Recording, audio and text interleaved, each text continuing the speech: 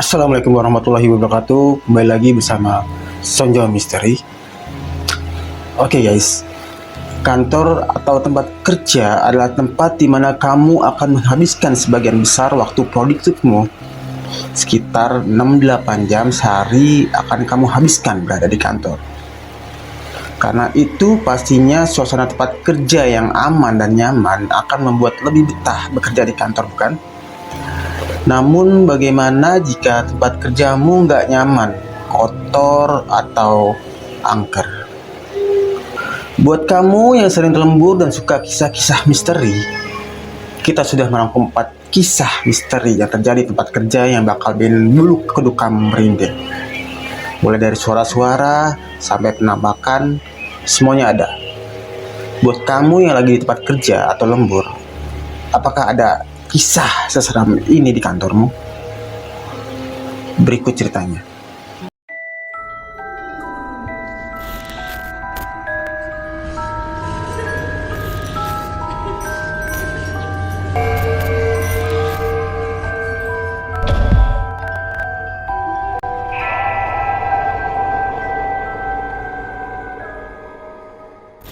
Kisah pertama.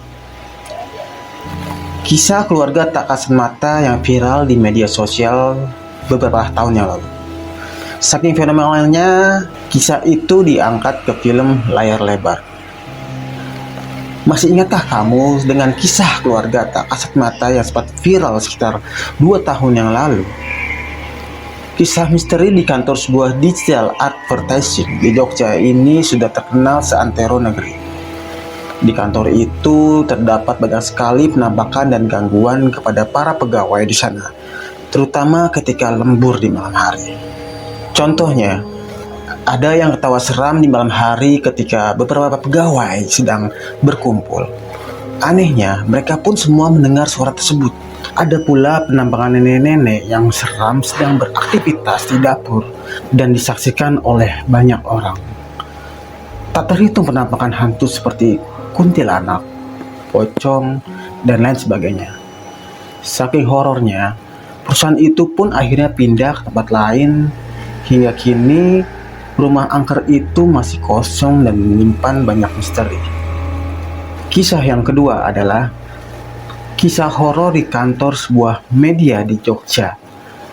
Ini pasti bikin kamu deg-degan parah. Kursi-kursi bergerak sendiri di malam hari.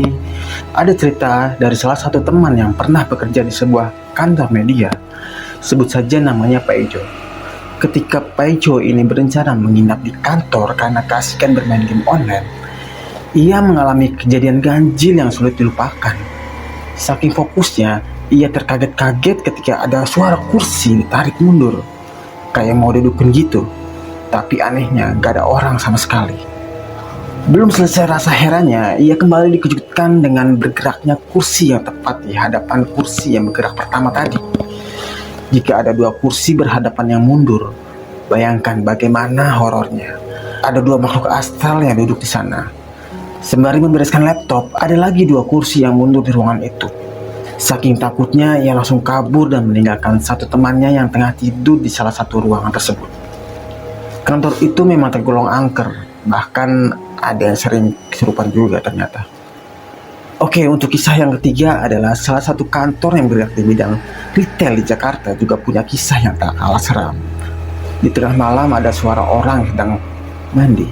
Satu malam, Mawar sedang lembur kerja karena kerjaan cukup banyak.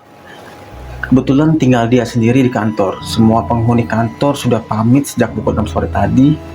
Lampu ruangan mati sementara ia menggunakan lampu kerja di mejanya. Tak lupa ia menyetel musik dengan keras agar gak merasa sendirian. Namun seketika ia mendengar keran air nyala dan ada suara guyuran air di kamar mandi.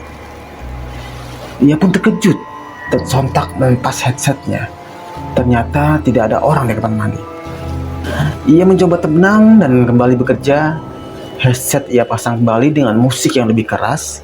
Namun tak lama kemudian, ia kembali mendengar suara keran dan suara guyuran air seperti orang yang sedang mandi.